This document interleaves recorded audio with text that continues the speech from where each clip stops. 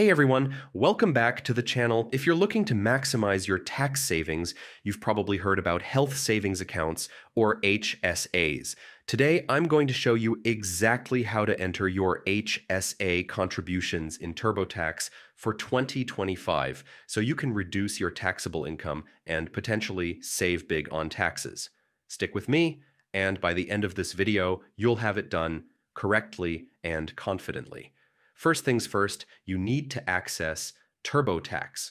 Head over to the official TurboTax website and sign into your existing account. If you don't have one yet, creating an account is quick and easy. Once you're logged in, make sure you select the correct tax year. For example, if you're filing for 2024 taxes, click on that year. Next, navigate to the federal section of TurboTax. This is where all your federal tax information and deduction options live. Inside the federal section, look for deductions and credits and click on it.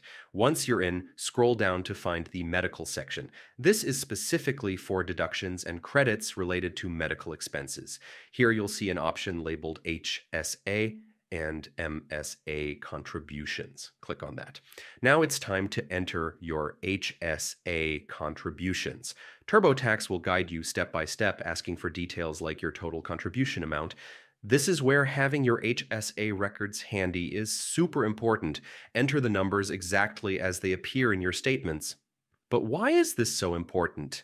Contributions to an HSA are tax advantaged, meaning they can reduce your taxable income. That translates to potentially lower taxes owed and more money staying in your pocket.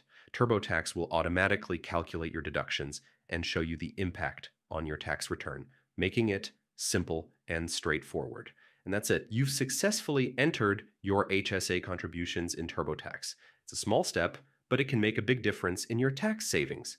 If you found this video helpful, don't forget to like, subscribe, and hit the bell icon so you never miss a tax saving tip. Thanks for watching, and I'll see you in the next one.